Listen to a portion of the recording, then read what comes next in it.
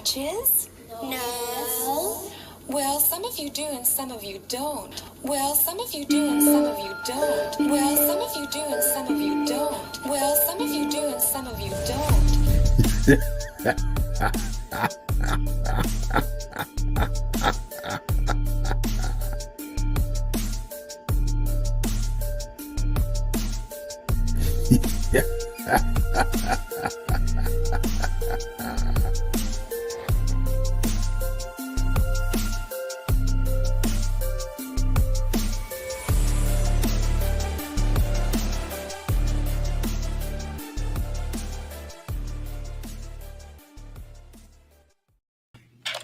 Good evening.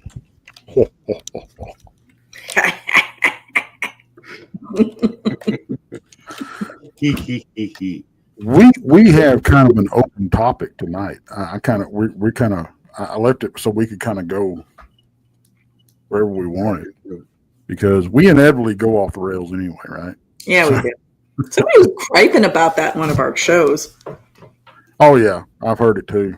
But sorry, the one-offs that gripe about it, I'll pay attention to the other 5,000 some odd, members of the channel. So,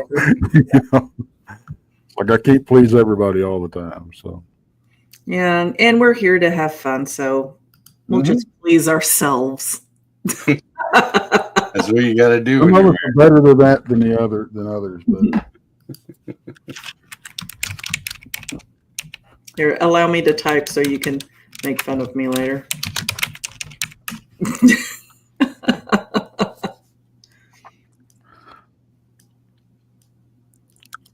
You type that just to say hi, Mickey. Yep. I got to say hi to Mickey. I know, but it sounded like it's like one of those languages where you go blah, blah, blah, blah, blah, blah, blah, and it's like he said hi. Yeah.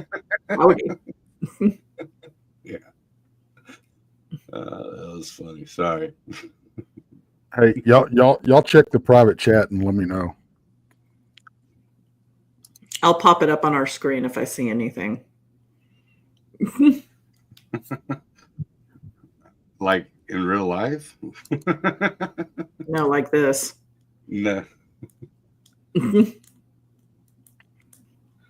Sinfully, thanks for being a member for 2 months. That's pretty awesome. Awesome. And we love you too.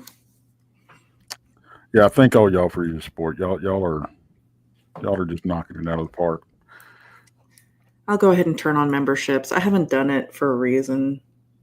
But Tex and I were talking backstage, and I think that I can put out members only shorts. Topics that are just for members. I don't even know what that is. Do you have to get monetized before you get members? Okay. Then of course I don't know what it is. Breezy's like, what's a membership? Man, I was doing some burgers on my Blackstone today, and so the big long metal spatula, right, used for the grill. Mm-hmm.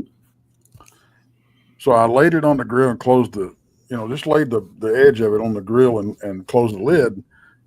Went in the house, get some cheese, and come back out, and hey, Keith is a new member. Yay, Keith. Thank you, sir. And I went to pick it up. And I don't know if y'all have ever experienced this, but it hurts like hell. Of course, the grill heated the metal spatula up. Yes, I'm a dumbass. You mean it conducted heat? Yeah, and I grabbed the metal instead of the wooden handle. Oh, dude. But I went to grab it. I missed it and brushed 2 of my fingers against it and burned my cuticle. Oh, jeez. Nice one. Oh, man, that hurts. I don't know if you can see it, but it's a 2nd-degree burn. Oh, I can see it. Oh. And Let me tell you, folks, if you haven't experienced that little sensation, don't. Okay. I'm just saying. So I had a 3rd-degree burn, like between my knuckles right here. Yeah. For I forget. Oh, I was pulling something out of the oven, and my finger touched the top of the oven, and it's that, because with heat, it sits there for a second before you register, or at least for me, it does anyway. So I held it there. It was there for a hot second. It ate through a lot of my skin. I'm just saying. Like it burned, it left, like it took a long time for the skin to regrow. Yeah, this was blistered up, and I'm like, and I put ice on it, and everything, but it blistered up, and then I was doing something, putting on a pair of jeans. I think we had to go to Walmart, and I felt this running down my hand. I'm like, ooh. What? Brian has been a member for 15 months. That's awesome. Sweet. Man, it's funny you bring that up because just the other day, my 10-year-old, he was like, "Hey, Dad, can you show me how to cook fries in the oven?" And I was like, "All right." So I'm like showing him step by step how to make French fries in the oven, frozen French fries. Mm. And it came time to where it's time to pull them out. And I was like, "All right, take a shirt," because we don't use ovens. I was like, "You take a shirt." I was like, "Now look, from now until the rest of your life, you're gonna burn yourself on the oven or the stove, one or the other. It's inevitable. So if you do burn yourself, you just gotta learn to be calm and cool and not fling, all your food out." And sure enough, he goes in to go pull it out, and he started losing grip of it and grabbed it with the other hand. Oh. Yeah, and then but he stayed cool and he put it on the thing. And he's like, "Ah!" I was like, "Yeah." Then like an hour later, he's like, "Is it supposed to hurt this long?" I'm like, "Yeah."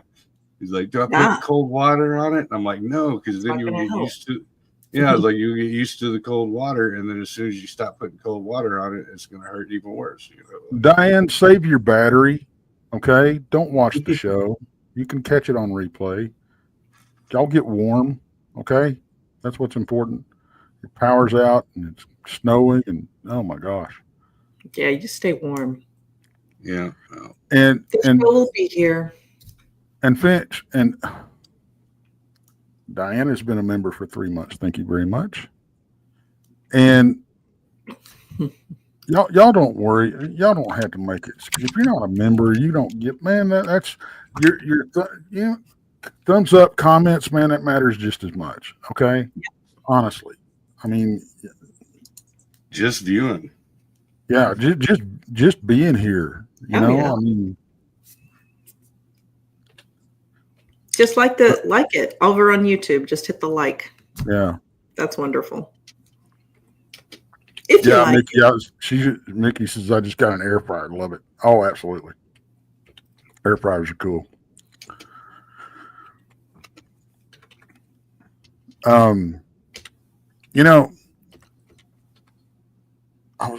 What the hell was I gonna say? I don't remember. But anyway,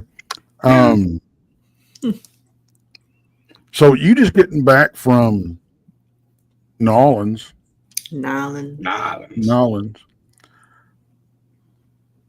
There's like a whole, and you touched on it. Finch, you're not bothering us. We like having you around. Okay. But that whole, I think that is like a haven for the vampire subculture down there. Oh yeah. And where did that, I mean, why there? What was the draw, to that particular place? That's a good question. I think personally, if you were to look at, actual vampire stories or whatever, it's probably evened out, across multiple places. and maybe more so because you got like Transylvania, right? But I think Anne Rice had a lot to do with it. You know, I mean, I know there was vampire lore in New Orleans previously, and that's what got her. You know, I think that's might have been what been that stemmed her book writing from it. But I really think that, like, if you looked at actual stories from different states and from different countries, that I don't think there would be a spike in New Orleans. You know, I think it had a lot to do with her books. But that's just me, and that's just theory. I don't know. I haven't done the math on it. Well, I think it's a place, I don't know. I don't know what it is about it. I don't know if it's that, it's carved out of the swamps. I don't know if it's because it was home to pirates and voodoo queens and just a cultural melting pot back in the day. So you've got a lot of legends and myths and folklore all kind of wrapped up in one little area, but it's not the only city that has something like that, Yeah. Like Charleston has some crazy stuff. Like the East Coast has some too. They're all crazy over there anyway. Yeah, well, I mean, Savannah, Georgia is pretty crazy and haunted. Yeah. And that name comes up a lot when you start talking about creepy stuff. Mm-hmm. It's a beautiful city. I'd love to go. I mean, all the photos I've seen of it are just stunning. Hey, Dwarf, how are you? Dwarf, listen to me. Listen very closely. Okay? Get a hold of me. Let's get private and let's talk about that footage you sent me so we can do something with it. I have a lot of questions. He sent me some thermal footage that if it's what it's supposed to be, oh my God, it's game changing. If it's Bigfoot, holy crap. But I got to know. He's got questions. He needs answers. Yeah. The whole, and I have to wonder if it stems from the whole Haitian influence from. Well, I'm sure part of it does, but I mean, consider what was going on in the South, and New Orleans wasn't unique. It wasn't unique to that. There were plantations and the like all across the Deep South. So I don't. That's a very curious thing. I mean, some people might say, there are just some places. There's something there that attracts that type of energy. Thank you, Bill Lip. He said he's about 3 hours from New Orleans. Cool. Love it there. I'm glad that I went when I did, and I'm not going to be there next weekend because let me tell you, the Super Bowl and Mardi Gras weekend. No. No. When we went to the San Antonio conference, it was March Madness down there. Mm. And the Final Four was there. San Antonio is pretty crazy on a normal weekend. Yeah. So I can only imagine. Oh, it was insane. I'm like, where the hell did all this traffic? This ain't Houston. Where'd all this traffic come from? It ain't Austin, huh? Just moved south for a minute. Yeah, that's Jen's stomping grounds is San Antonio. That's where she came up at. But apparently it's been like that since as far as she knows, she's like, it's always been like that. Because every time we go to San Antonio, I'm cussing like a sailor all the way down the highway. Oh, yeah. I can deal with Houston cats and the way they drive, no problem. Austin cats, I can deal with them. They drive crazy. But Dallas and San Antonio will have me just, no. I'm used to Dallas. And if the traffic's bad, I just get off and go like deep down the side streets. Because it could take me an extra 20 minutes going the side streets, but if I'm moving, I don't care. You don't feel like you're stuck, right? Yeah.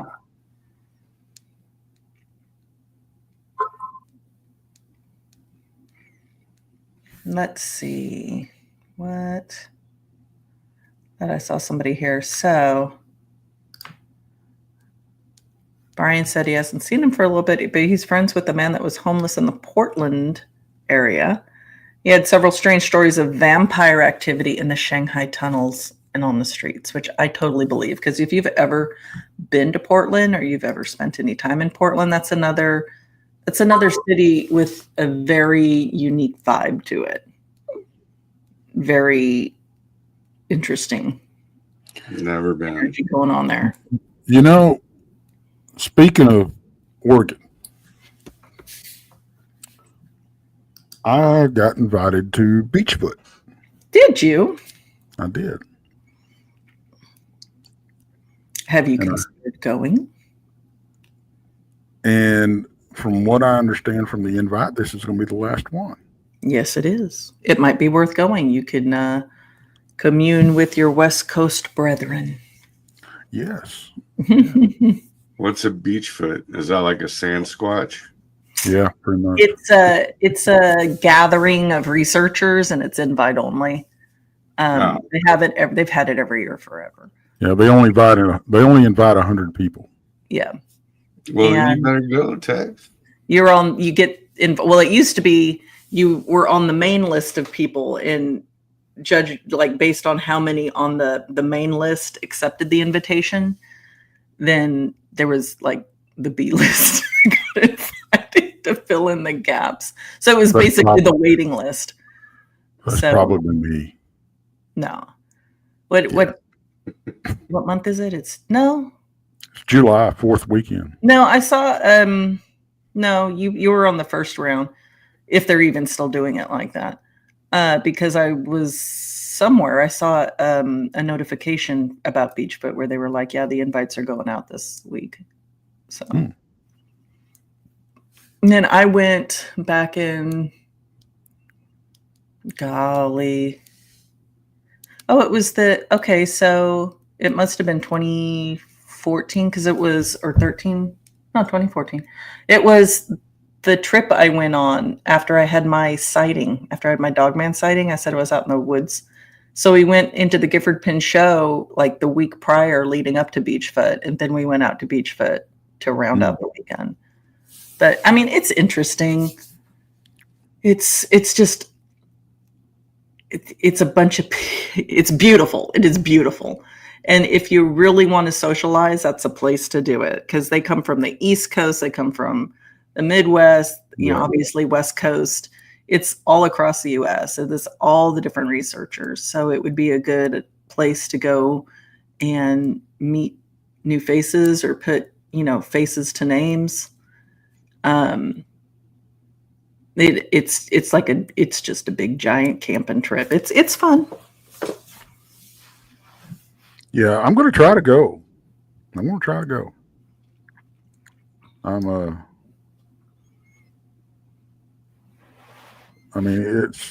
Are they still charging for it? Did you read the whole invite? That's where they get you. Yeah, because they charge for it, or they used to anyway, because they had to pay for the camping spots, because it's like an entire campground along the river there.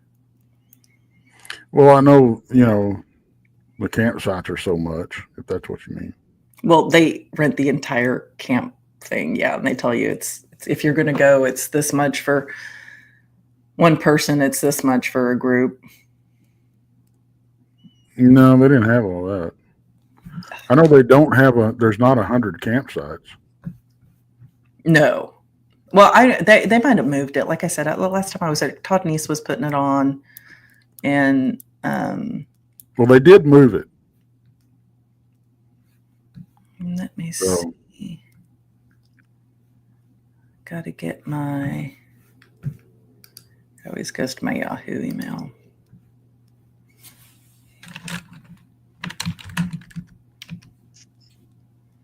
Yeah. So anyway, I think that you should go. I think you'd have a good time. Well, I'm going to try.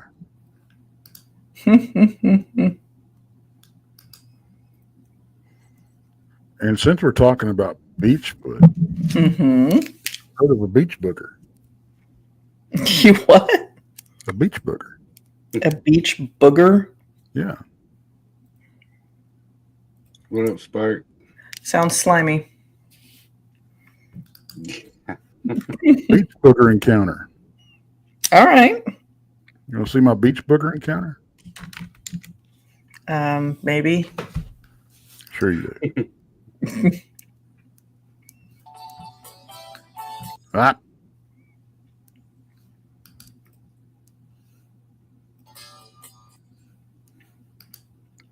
Damn it. No one seems to know this. Damn it. We're going to go through Texas playlist. All right. I got to look at this. Oh, my God.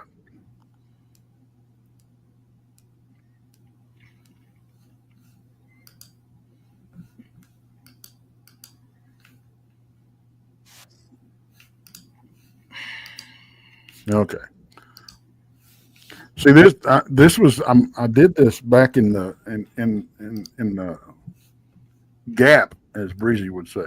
And it's before I learned that, oh crap, I'm going to get big enough to monetize and I can't use copyrighted music. Yeah, don't do that. You get all those notifications I was getting. All right, let's try this again.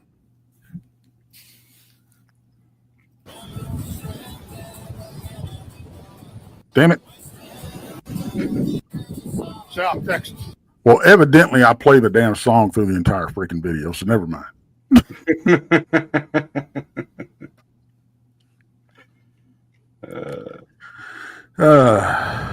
Nah, they even gave me one on my own video. I don't know if I've told y'all that before, but yeah, one of my first YouTube videos was a music video I made. And yeah, and they gave me a copy. They're like, "Hey, watch out! You're copyrighting someone's stuff." I'm like, "You see the face? It's the same face."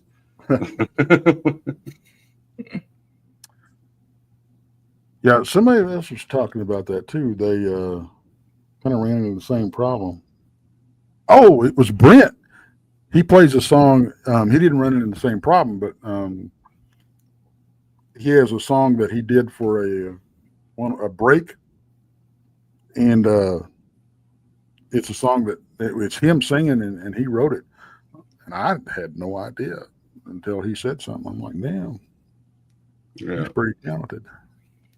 yeah. I think it's just the AI thing. If they see you jump on a YouTube clip, they're like, "Hey, watch out," kind of a thing. Because, well, I won't get into it, but yeah, there's a couple reasons that make me think that it's more of an automated than Absolutely, Mac. I want to hear the story.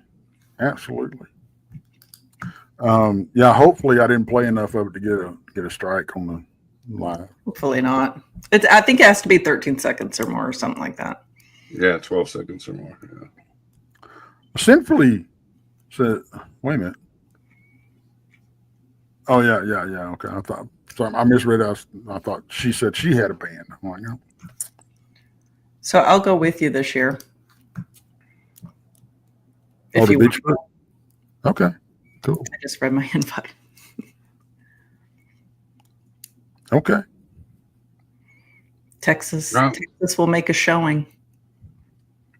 So check this out. This glass of whiskey right here is probably about $30. Wow. There's a Is it like 6 ounces of good whiskey? no, it was like about a whole half gallon came out to like, or not a half gallon, but whatever it is, 1.75 liter or whatever, and it was $164 a bottle. Yowzer. Yeah. What are you drinking? It's a limited edition Jack Daniels. It's the Sinatra edition. So they made it to where it's supposed to be smooth as Sinatra's voice. And let me tell you, like, I mean, I wouldn't buy it again just for shits and giggles, but it is very freaking good. Like, it's like you don't even barely taste alcohol. You just taste Jack Daniel flavor. Give you the, you know.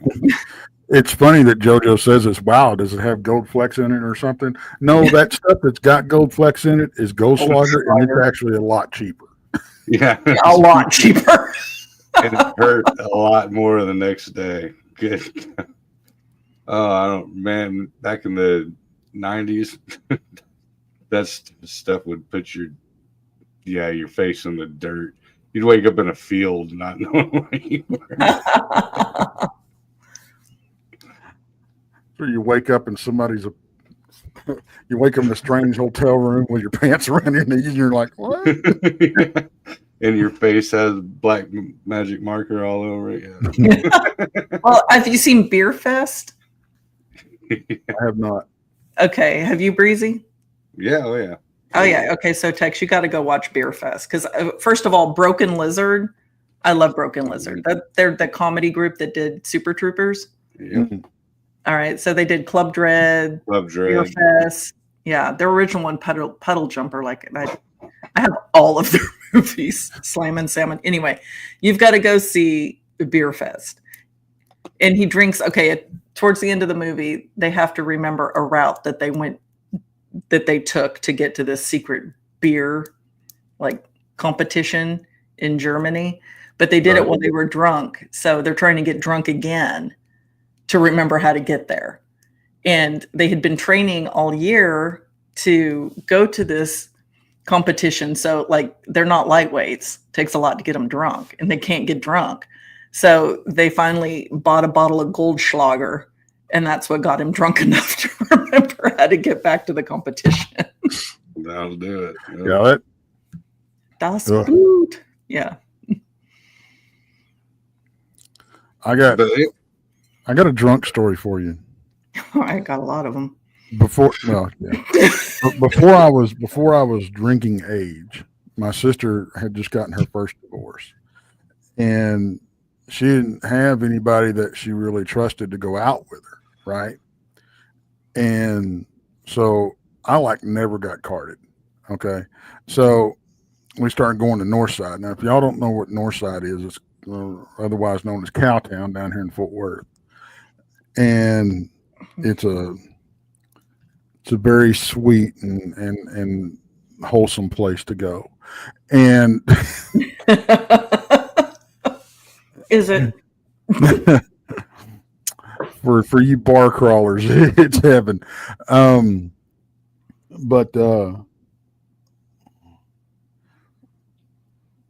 and at that point in my life, my go-to was a long neck Budweiser and a shot of Cuervo. Okay. That was every round. Okay. And yeah. And we were driving home. She was driving home. And this serves as a public service warning. Also. Don't drink and drive, folks. And we're driving home, and we're over by what used to be Carswell Air Force Base. And I said, you got to pull over. You better pull over right now. So she pulled over, and I'm hugging a road sign, puking my guts up. And all of a sudden, in the road sign, I see a reflection of red and blue lights. And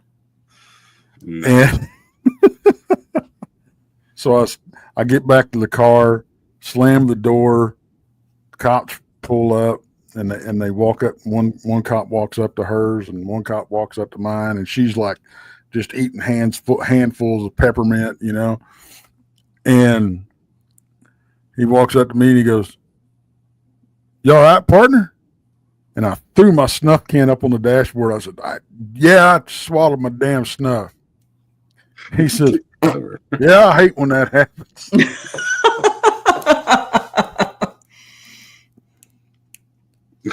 That's a good cover, dude. That is a good one. I never thought of that one. That's great. I had a friend who went through the drive-thru and got a hamburger with like extra onions on it to to try to cover the smell. No, I'd rather go to jail. It's like just eat a big old handful of blue cheese. How about just don't do it? Just don't do it. Right. Now, I had a girlfriend who, when I was in like 7th grade, who every day after school, she lived like across the street from me. Every day after school, we get dropped off at the bus, and then we meet up and sit on the curb and just chill. And she would come out with a glass of milk and a freaking onion, a whole onion, and just eat the onion like a freaking apple. And drink milk, you know. And I'm like, onions and milk. Yeah, and I'm like, we're not making out for at least 5 hours from now. This is not happening. There's not enough scope on the planet. I know when you got into FFA, that you know, it had the initiation. Of course, you can't do that now, because it's considered hazing. And as freshmen, you had to do several things. You had to wear your clothes inside out. Any upperclassmen, you had to address them as yes, sir, no, sir, you know, yes, ma'am, whatever. And during class, the whole day was a wash. I mean, it was fun because the upperclassmen could send airmail from class to class via a freshman. And you had to do, you had to take the letter and put whatever, and put it in your teeth and fly down the hallway and into whatever classroom you were delivering the airmail to, right? But if you screwed up, you had to wear an onion on a piece of yarn around your neck, like a whole yellow onion or white onion. And if you didn't say yes, sir, no, ma'am, whatever, you had to take a bite of the onion.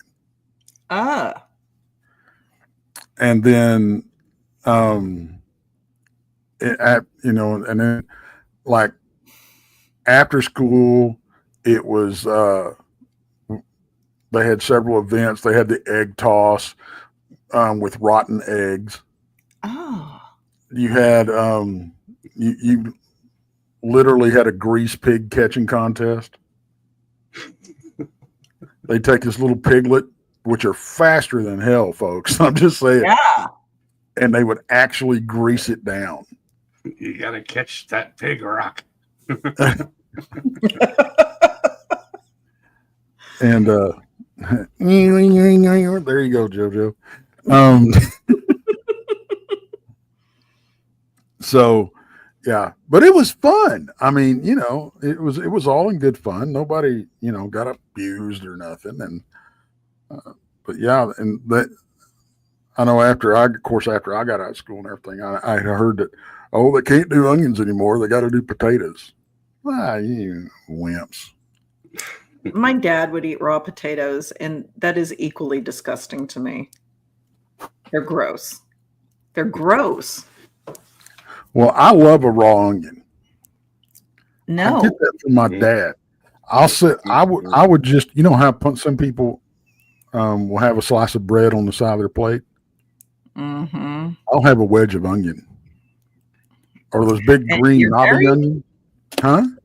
And you're married? And you're married? For how long now? That's love, sir. That is love. So let me pick y'all's brains, because I've never figured this one out. So I'm kind of curious, and it kind of goes on the topic. What do y'all think that the whole connection with the anti-garlic and vampire thing is? Yeah, I think that's a good probably question. the same thing that could be with silver, because silver is antimicrobial, antibacterial. I think garlic might have the same properties. But I mean, like back then, back in the Gap, they didn't even know that They didn't know that. Eels exist. But if you consider vampirism, right, as a virus, that would make sense. Right. Okay, so here it is. In vampire folklore, garlic is considered bad for vampires because it is believed to repel them, stemming from the idea that garlic's strong smell and its association with purity and healing powers in many cultures could ward off evil spirits, including vampires. This belief is particularly rooted in medieval European folklore where garlic was seen as a powerful antibiotic against potential blood diseases that could be linked to vampirism. So we're half right. Yeah. Yep. So because the ancient times they thought garlic was a healing thing for. Well, it was healing, but they didn't understand why it was healing. Right. They recognized its properties. Yeah. I have to wonder. Have y'all ever wondered who was the first person to try all this stuff out? I've thought. Of did that you just shove time. people? Did you just shove crap down somebody's throat and hope it worked?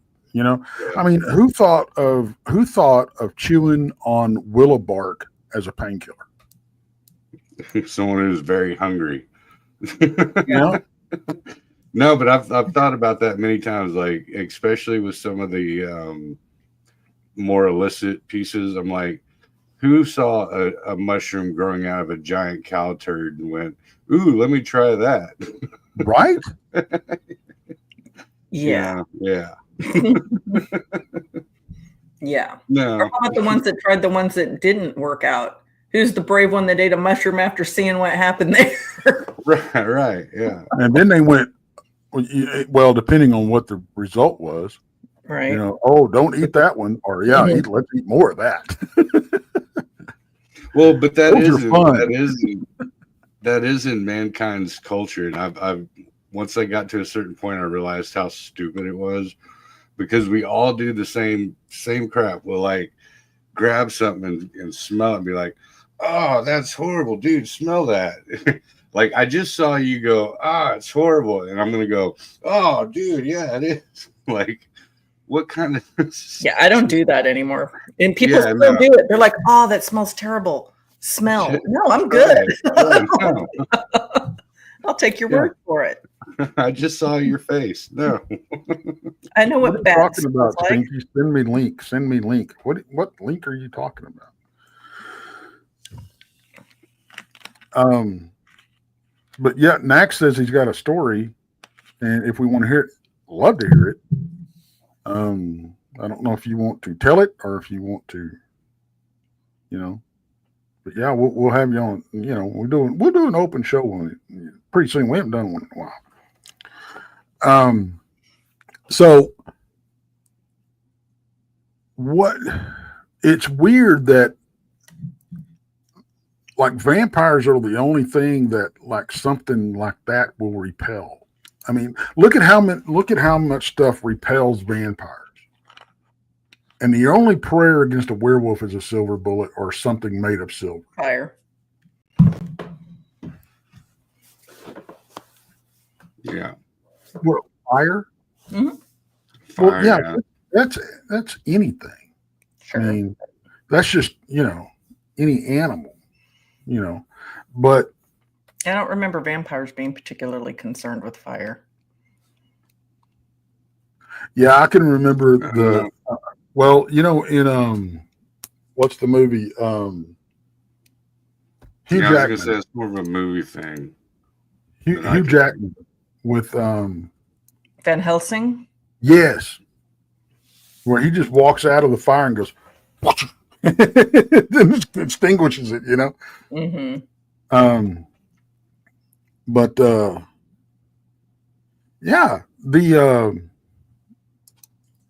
there's nothing that wards off zombies, nothing that wards off mummies, nothing that wards off werewolves. Vampires are kind of weaklings, if you think about it. Wolfsbane was supposed to ward off werewolves, which is true. Oh, that's right. Very traditional. Yeah, and yeah. But wolfsbane's an actual poison. It's a flower, yeah. Wolfsbane is a flower. Monkshood. Now, so where did the whole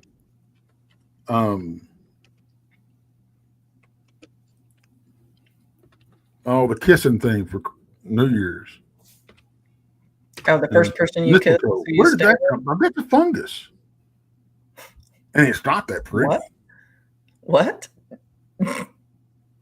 We went from kissing on New Year's to fungus. I'm sorry you lost me.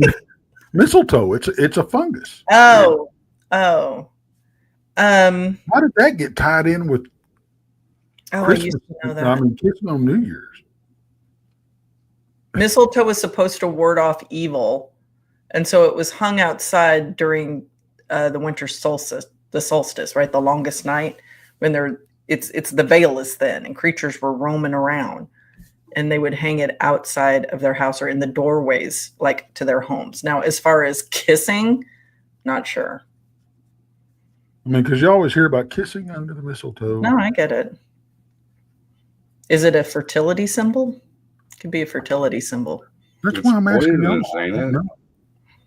In mistletoe, I haven't delved into mistletoe itself. I don't know. Why is mistletoe associated with kissing? Here we go. Mistletoe is associated with kissing because of a Norse myth where the goddess Frigg and her son Balder was killed by a mistletoe-made arrow, declared that anyone passing under the mistletoe would receive a kiss, making it a symbol of love and peace. Essentially, the kiss was a way to honor her son's memory and the plant's newfound significance as a symbol of love. Okay.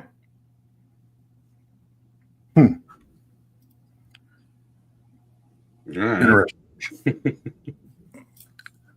See, it's weird when you look this stuff up. It's like, it's just weird. Yeah. I mean, a lot of it you got to think of it like a mix between a beer drinking game and telephone. Remember the game Telephone where you go around the classroom? Yeah. It's like a mix of between that is the way I look at it. Like one spot did it for a certain reason and they had like this whole ideology behind it. And then someone came and visited and then went back and they got the rules mixed up a little bit, but still kind of the same concept. And then it just keeps getting more distorted the more it goes around. And before you know about it, everyone knows about it, but no one knows the original. Same with the Christmas tree. You know what I mean? Like if you ask people like us, we look into stuff like this, but if you ask most people, they'd never think of it like they're like, oh, it's a Christmas tree. And you don't go back to, the Yule and the pagans and the Celtics and the whole 9 yards with the lighting of the tree. I mean, same way we think that the January 1st is the beginning of the new year, when most of us know that it's the beginning of March. That's the beginning of spring, the beginning of the new year, not middle of the year's death where everything's dying, and frozen to tundra. You know what I mean? Yeah. Yeah. The wheel. Yeah, the wheel. That's the opening. Mm-hmm. Yeah. So, what do y'all think? Where do you think the legends of the folklore of werewolves started?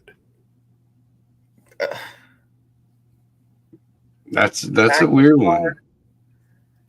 Well, I mean, because so you got like the lycanthrope thing, and but the werewolf is a weird one because it's a transient, right? So it's something that is human and then turns into a different being. And where did the whole full moon part come into play?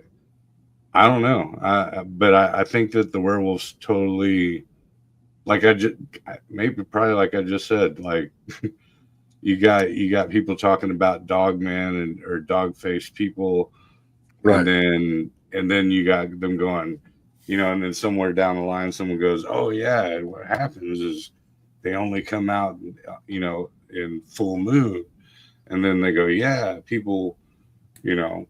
But what was that one cat? I know Monica. That cat back in the day that he was actually on trial for being a werewolf, and There's a couple of them. Yeah. well, yeah, but There were French and German. Yeah. There were serial killers in France and Germany that were, right. Werewolves, pretty famous werewolves. But then you go back, like St. Patrick. Well, he was in Ireland, supposedly encountered werewolves. Yeah. So that date, that's like, I'm pretty sure predating the serial killers out of France and Germany. Well, wasn't there something weird about that dude? Like he'd have to like don the skin of it, and then he would become it. Well, that's most of them. So most of them were, they weren't bitten. They went to actively become werewolves. They looked to do it. They were given a belt of wolf skin usually, and then they had to put this particular salve on themselves, and then they would transform. So go ahead. And then, but then there's other mythology, like folklore that says, other ways to become a werewolf, right? Picking wolfsbane was one. Drinking water out of a wolf's paw print was another. Not observing Lent makes you become one. It's particularly in Louisiana with the Rougarou. That's a big thing. And the St. Patrick's Tale, the two werewolves that he encountered were in that form, cursed to be in that form for like 7 years, I want to say, something like that. But so the St. Patrick story is he's traveling through Ireland and he comes across these werewolves essentially, and one of them's dying, and the other one is asking him to please give last rites to the one that's dying because that's his wife. And he explains to him that they come from this village and they were cursed to become werewolves, and they had to stay in that form for X amount of years before they were able to transform back, and then two other people would take their place. So one of the guys you were talking about, Peter Stump. Yeah, I think that was what it was. Yeah. The most comprehensive source of the case is a 16-page pamphlet published in London in 1590. The translation of a German print, of which no copies have survived, the English pamphlet, of which 2 copies exist. One of them's in the British Museum and one in the Lambeth Library. Was rediscovered by occultist Montague Summers in 1920. It describes Stump's life, his alleged crimes. The trial includes many statements from neighbors and witnesses. It also included a wood carving that depicted his execution. Yeah, and it's really, they've got him strapped to a wheel. He was sentenced to death by breaking, and then they chopped. Oh, and then they did what? Chopped off his head. Ugh. Well, make sure you get it back. All right. Additional information is provided by the diaries of Hermann von Winsberg, Cologne alderman, and by the number of illustrated broadsheets which were printed in southern Germany were probably based on German version of the London pamphlet. The original objects had been lost in the wars. Although the exact place and date of Peter's birth was unknown, examining sources likely puts it near Bedburg, Germany, around 1530. Stump's name is also spelt in different ways, but he also has other aliases, which include Abel Griswold, Bill Griswold, Hubel Griswold. The name of Stump may have been given to him as a reference to the fact that his left hand had been cut off, leaving only a stump. It was alleged that as a werewolf, it had its left forepaw cut off. The same injury proved the guilt of the man. Stump, who was likely a Protestant and a wealthy farmer in his rural community during the 1580s. He seems to have been a widower with 2 children, a daughter called Beale or Sybil, who seems to have been older than 15 years, and a son of unknown age. During 1589, Stump had one of the most lurid and famous werewolf trials in history. After being stretched on a rack and before further torture commenced, he confessed to having practiced black magic since he was 12. He claimed that the devil had given him a magical belt or girdle, which enabled him to metamorphose into the likeness of a greedy, devouring wolf, strong and mighty, with eyes great and large, which in the night sparkled like a fire, and a great and wide mouth with most sharp and cruel teeth, a huge body and mighty paws. Removing the pelt, he said, made him transform back into his human form. After his capture, he told the local magistrate that he had left the girdle in a certain valley. The magistrate sent for it to be retrieved, but no such belt was ever found. For 25 years, he had allegedly been an insatiable bloodsucker who gorged on the flesh of goats, lambs, and sheep, as well as women and children. Being threatened with torture, he confessed to killing and eating 14 children, 2 pregnant women, whose fetuses he ripped from their wombs and ate their,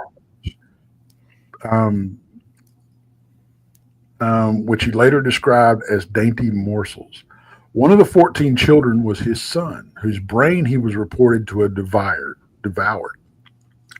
Stump loved his son dearly, but in the end, his bloodlust prevailed. Allegedly, he went out with his son into the woods, transformed into the likeness of the wolf, and devoured him.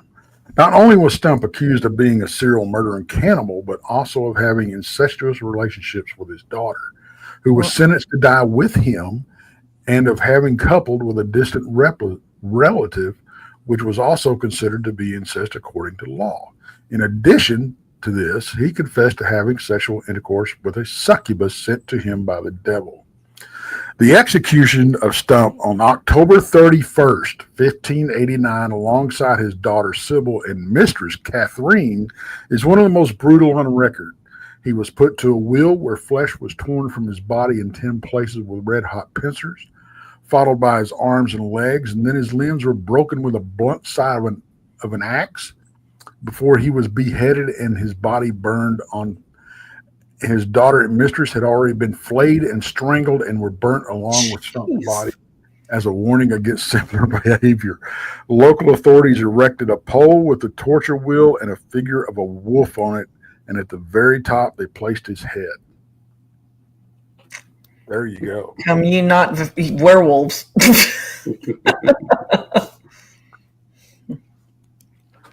That is a crazy story. Yeah. That's brutal. Yeah. That's the one I was talking about. Hey, dude. The sun, when he took the sun out into that's when I was like, oh yeah, this is it. Yeah. But no, I was laughing silently because when he said Griswold, I don't know why, but all I could think was Clark Griswold. Yeah, I was like, hey, Griswold, where are you going to put that tree? Bend over and I'll show you. Yeah. You got a lot of nerve talking to me like that. I wasn't talking to you. Why is the carpet wet, Todd? So I couldn't help it. I was like cracking. Honey, have you checked our shitters? Yeah. Shitter's full. Now, Clark. He doesn't know any better. Let's see. JJ says, what's your thoughts on rumors of werewolves looking like your Lon Chaney Wolfman that stays in that form, no tail, and can speak, and Dogman stay also more like a dog? You know, that's a question we've bounced around before, and I'm not sure that there's a difference between a werewolf and a dogman. I'm just not. I mean, because I don't know anybody that can say, well, I had a pet dog, man. He never transformed. You know? Yeah. Because that was different looks. What do y'all think?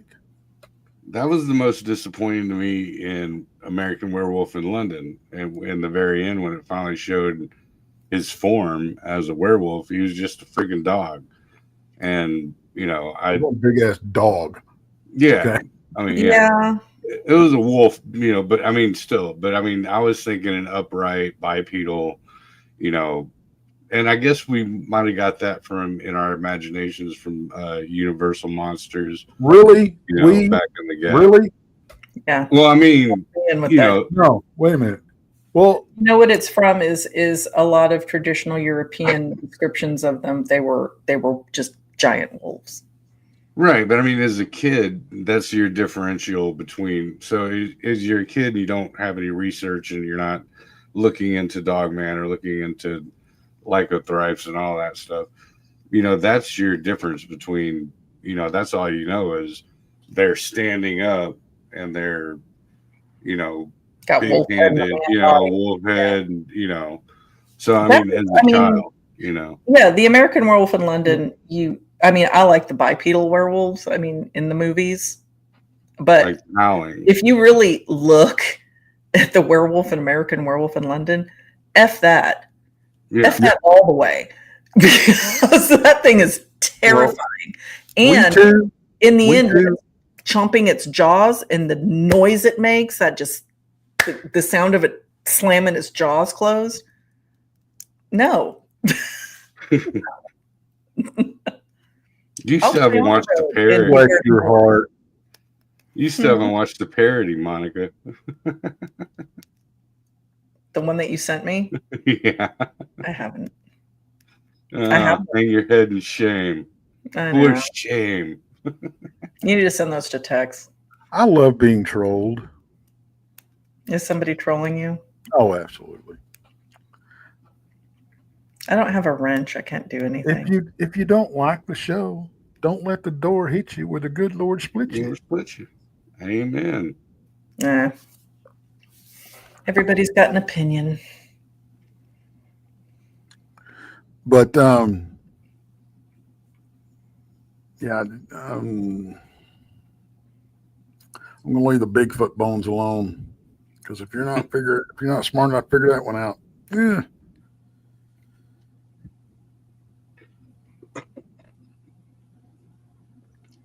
Yeah, so I don't know. That's I just could never I don't know. And like I said, it might be just my child's imagination, but they're from Breezy's channel. Yeah, probably. It's probably that same dude, just under a different name. Just creating a different. Yeah. I blame Breezy. It's all my fault. Just ban them. Yeah, Tex. If I had a wrench, I'd have just banned them. I don't have a wrench. I can't. So,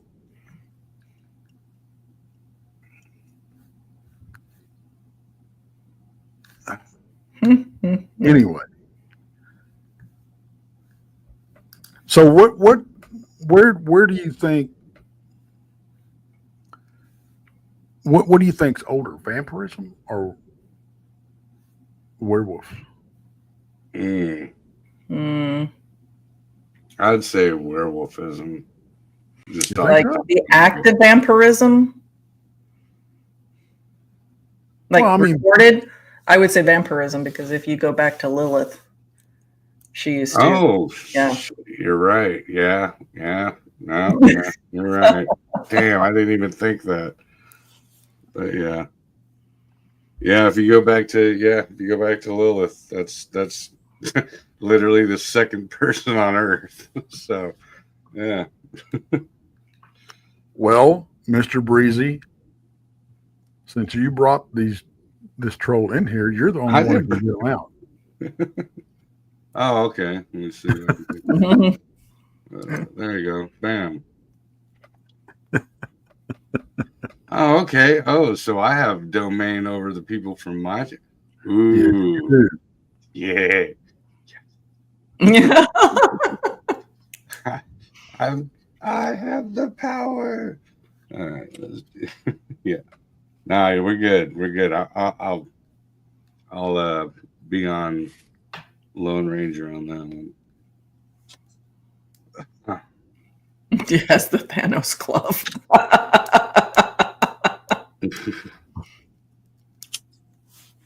Yeah, anybody from my channel that's getting on here, if y'all are trolling and talking out of line and acting a fool, you're just gonna get booted. So don't even bother. So, and no, Ike, we didn't kick you out. You're still here. um,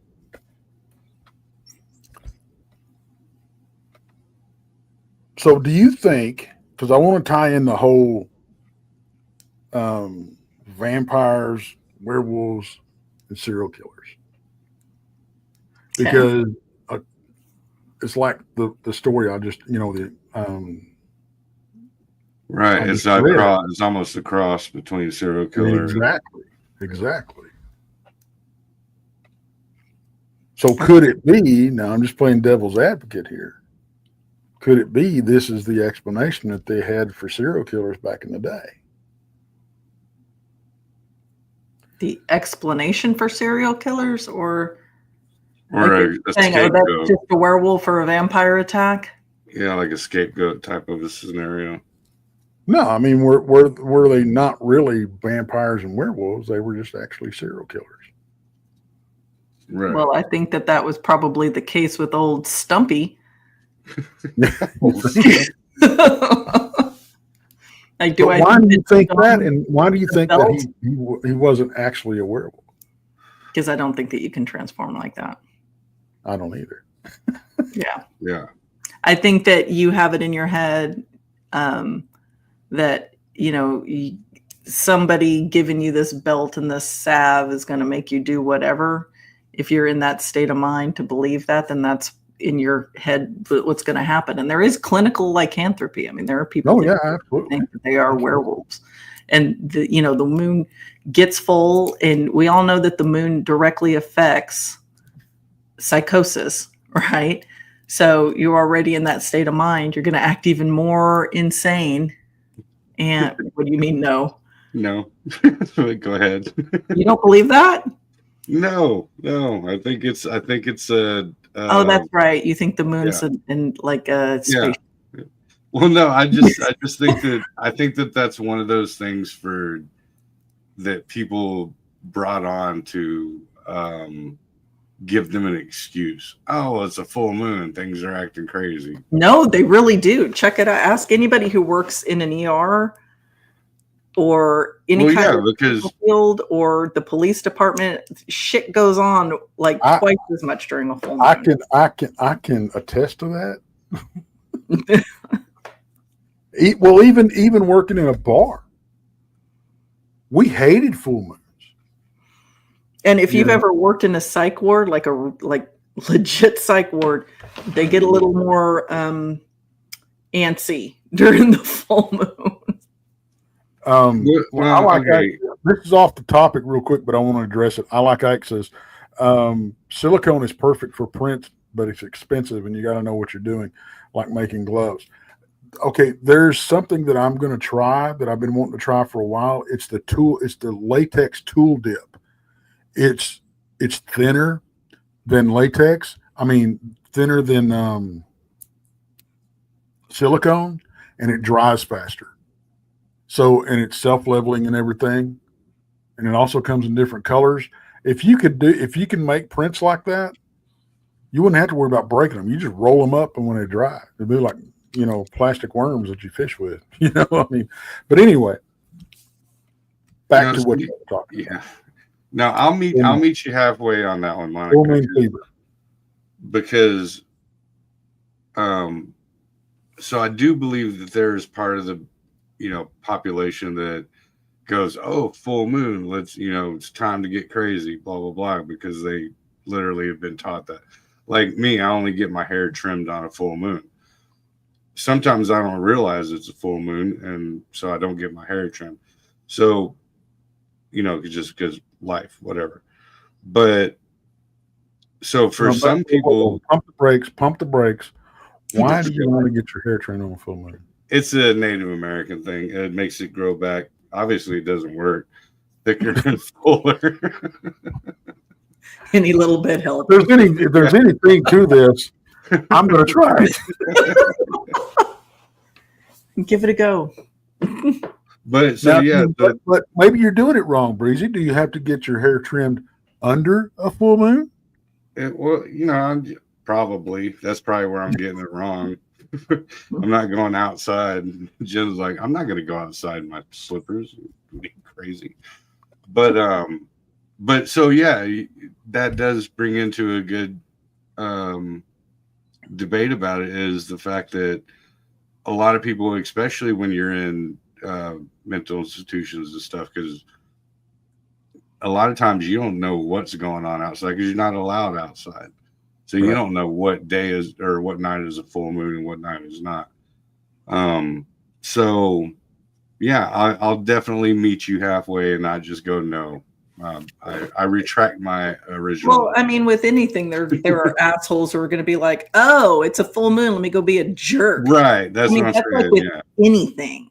But if you get really down to it, yeah, I think that it does like affect some people. And people with clinical lycanthropy, like, think, okay, it's a full moon. I'm turning into a werewolf. They're not doing it to be a jerk. They legit think they're a werewolf. Yeah. Yeah. So, yeah, back to the whole full moon fever thing.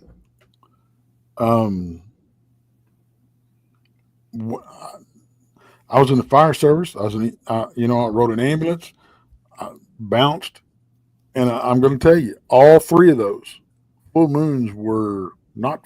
I mean, they were and weren't fun, because you got some of the craziest, outlandish calls and some of the craziest stuff happen during the full moon.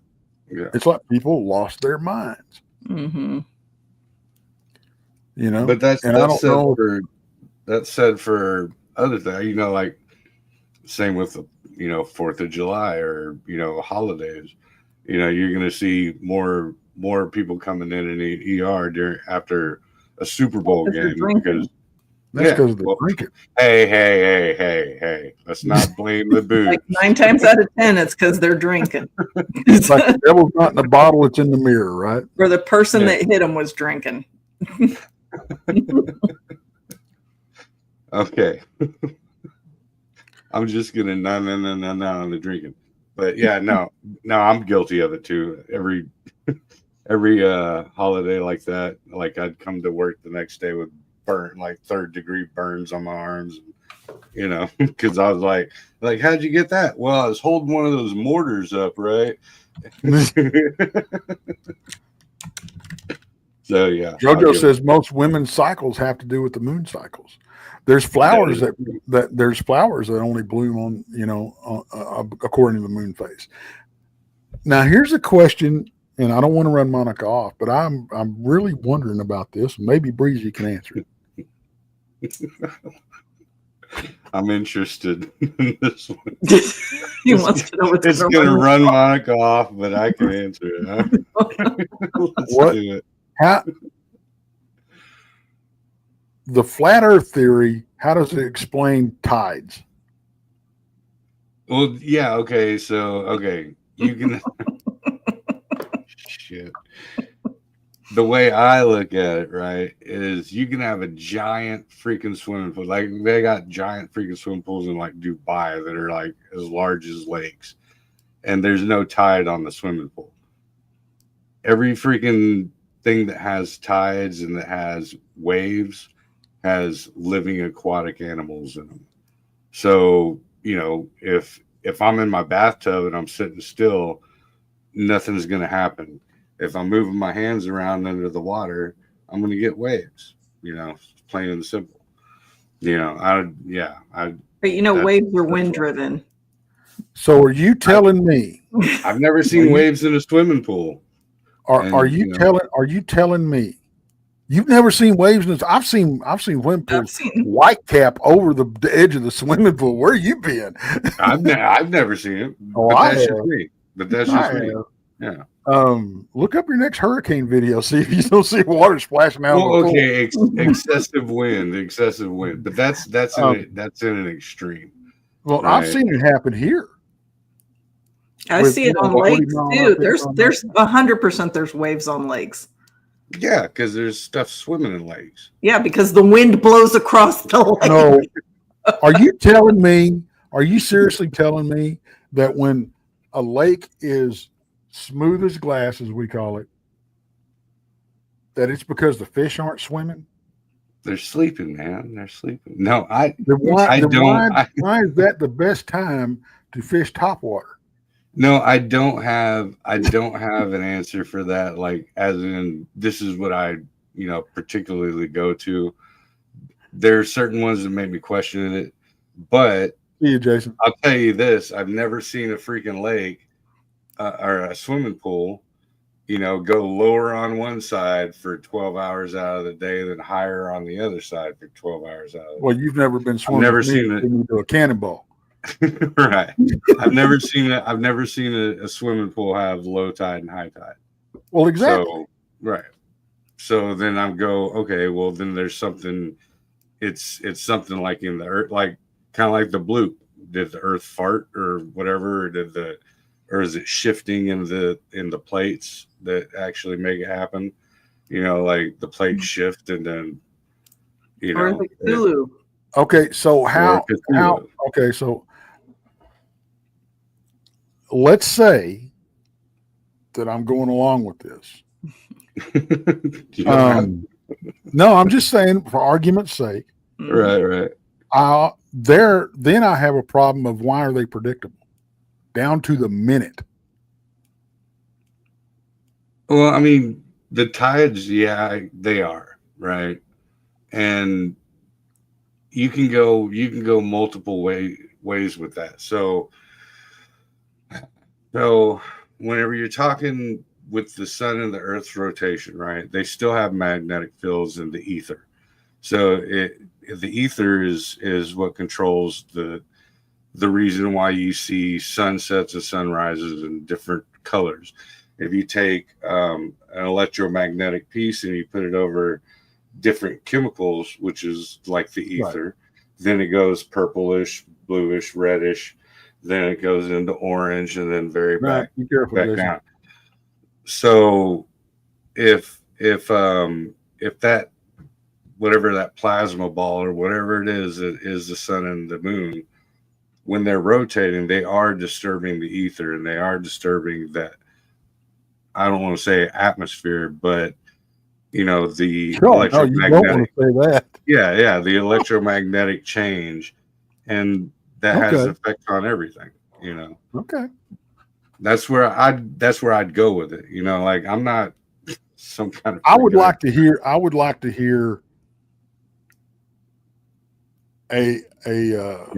Mark hit the mark, but see, like what Mark's saying is a lot of it is biblical, and all you have to do in order to throw out flat earth and the firmament and the waters above and the waters below is just throw out the Bible, and then you kill 75% of the argument from people. I'm going to Vegas in 2 weeks, and my number one mission is when I get to the airport, either one going to or coming back, I'm going to hound dog a freaking pilot and be like, so. Oh, so you're going to get banned. By the FDA. In the news, Breezy gets kicked off the plane. Yeah, I'm going to be like, you're going to get arrested at the airport in Las Vegas. No, I'm just going to be like, so do you have to compensate for the curvature or not? And find out what they say. I'm sure you're not the first one. Yeah, I'm not. There's videos of them where the pilots are like, no, dude, that's. Why don't you learn to fly a plane and you tell me? Because that costs money. That I don't have. I'd rather do this with my money. I'd rather study the curvature of my beer.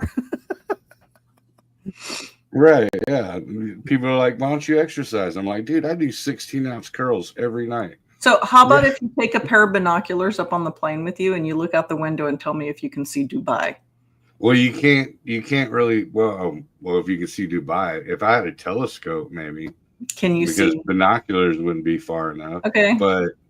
But I will tell you this: there are videos of planes that have non-fishbowl lenses, and you can see the curvature of the Earth, and then the non-fishbowl lens sees a flat plane.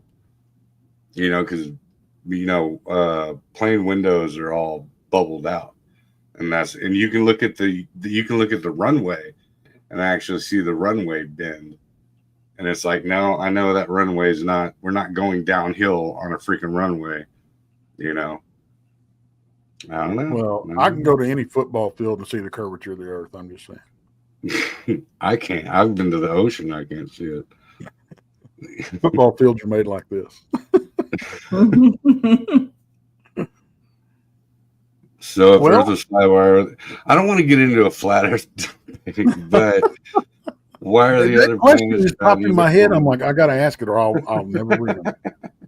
Well, Brian's like, so if flat Earth, then why are the other planets round uniformly? One rule you think it depends on. Okay, it depends on the way you actually look at it. So biblically, those are the wheels. They're the watchers, right? They're not actually planets. They're watchers, like in the book of Enoch. And if you actually look at stars through telescopes, then it looks like water globules. And whenever it talks in the Bible, it talks about the waters above the firmament and the lights in the heavens being behind the firmament. So that's why it always looks like this little twisty, turny, and that's why we see them tinkle. You know what I mean? Like, you mean twinkle? So, yeah, twinkle. I haven't seen the star tinkle. I haven't seen the star tinkle yet. No. Yeah. Okay. Yeah. It's rag on breezy night. No shit, right? No, tinkle, yeah. tinkle, little star. Yeah. That's where rain comes from. The stars tinkling. Now we interviewed a guy a long time ago that now he was communicated with aliens. I can't remember what race. He had some pretty far out ideas and claims. Great guy, just heart of gold. And he said that what's that planet Nibiru? Nibiru.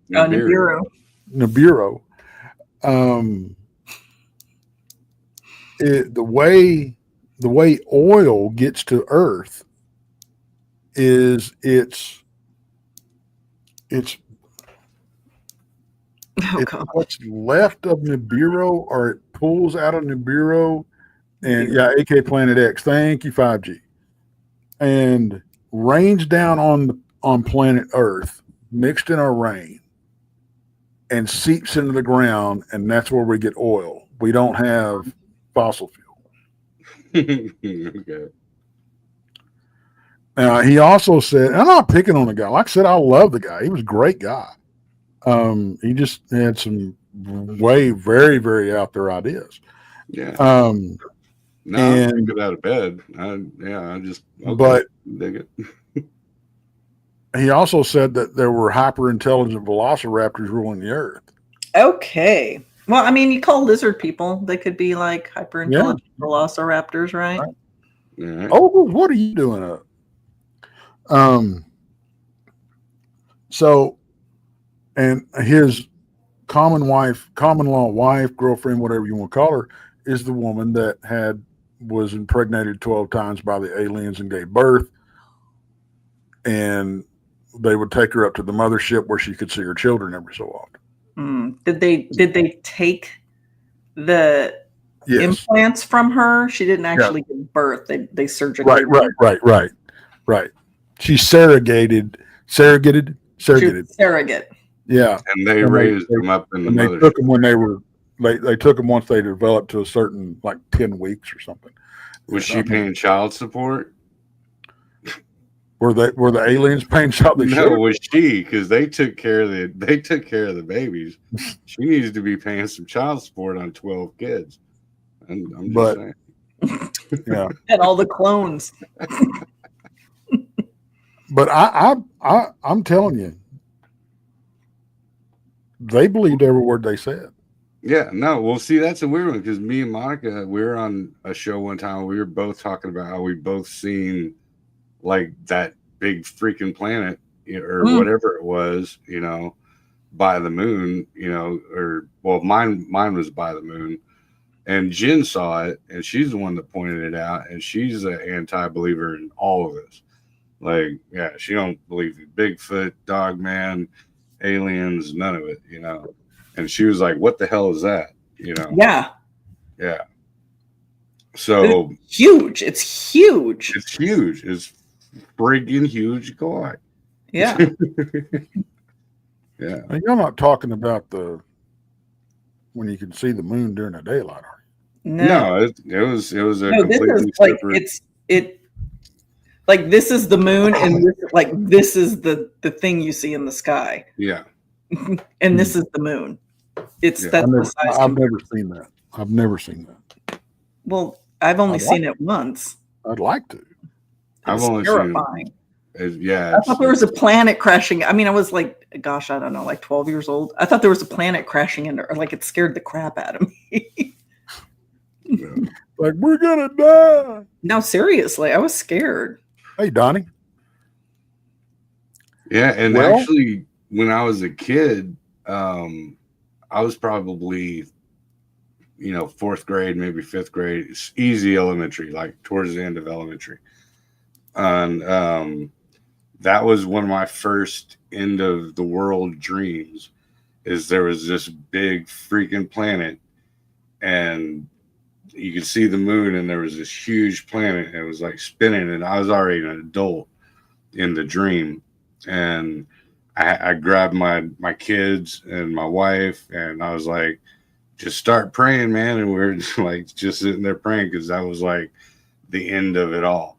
And then whenever I saw that, because I looked into the Nibiru thing, and I thought it plausible because that's when I believed in space and all that. And I was like, yeah, dude, that's what it is. Planet X, man. It's wormwood because they talk about wormwood in the Bible, Right. which is the same kind of concept, the winged planet. Right. And I remember whenever I actually saw it, having that same like fear like crushed down on me, but it wasn't acting the way it was in the dream, but it just opened up my mind to like, how would I even have thought of that concept? Because in theory, like dreams are like a repressed memory or a memory that comes back that, they don't invent themselves. It's kind of like one of those things that you haven't had to have thought of before, but it didn't, and I didn't know about it. So how did it manifest itself in my imagination? Unless you go, is your imagination stupid? Chernobyl translation is wormwood. That's spooky. Thank you, Knack. Knack says, what about the theory that the moon crashed through the earth? Through it? I've heard a little bit about that, but I haven't really looked into it. But I've heard of it. You mean like that's where the asteroid belt and all that comes from? I guess. The Kuiper Belt? Yeah. I'm not on point tonight. Well, there's the Kuiper Belt, right? That's between like Mars and like Saturn or Jupiter. Yeah, and then there's the one that's outside of like the Milky Way. Well, yeah, that's one of the theories that Nibiru on one of its rounds came through, smacked the Earth, and all the debris gravitated into itself and formed into the moon, or some kind of big giant celestial. Well, something hit the Earth and smacked off a chunk, and it formed. I've heard that. Yeah. But it's weird that the moon's, compared to all the other moons, it's the only one that's like completely round. They're all, like deformed rocks. They're not perfectly round like the Earth. As far as I know I'm going to hear some.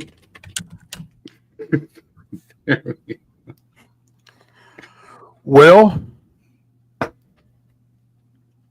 thank y'all for joining me. I think we're going to wrap it up. Real quick, I want to go through and say thank you, T-Bone, for the 5 new Porchers, Sinfully Wicked for being a member for 2 months, Keith for becoming a new member, Brian for being a member for 15 months, and Diane for being a member of 3 months. Thank you so much for the support, and all of you that just hit the thumbs up, view us, and leave a comment. It's, if you don't know YouTube, you don't understand how much it really helps. So thank you all. And we're gonna wrap it up, and we'll see you. A little birdie told me that Southern Belle Bigfoot might be doing a show later this evening, or tonight. I mean, later tonight. So y'all watch out for that one. And don't forget to go over to the Breezy Speakeasy. Tell them Tex sent you. Yeah, I think that if I'm looking at my calculator or my calendar, see, I'm off tonight, man. I think that might be tonight. So this weekend will be my last Breezy Speakeasy and Monica show, Our Paranormal World, until I get back from Vegas after a week after that. So, yeah. Okay. And if I get back on time Saturday night and I'm not too thrown off, if you want me on text on Sunday, I'm down, man. Absolutely. You're welcome anytime, man. And go hit up Monica at Our Paranormal World with Monica Rollins. Yes. And Joe and Tex, usually riding shotgun. Yeah, we have a good time. If nothing else, we have a good time. We'll see y'all later. Y'all be careful. And I'm going to find the right button because I got to advertise the conference.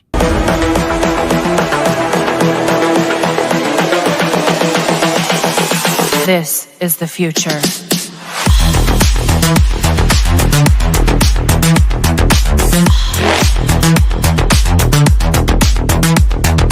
Evolution.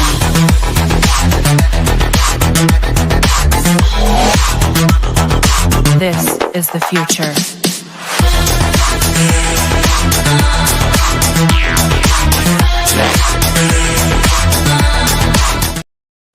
And those that are listening to a podcast and you can't see this, we're having a conference in September 19th and 20th. I got to put some voice on that.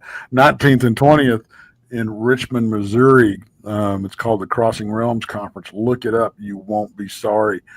All right. We'll talk to y'all later. Night.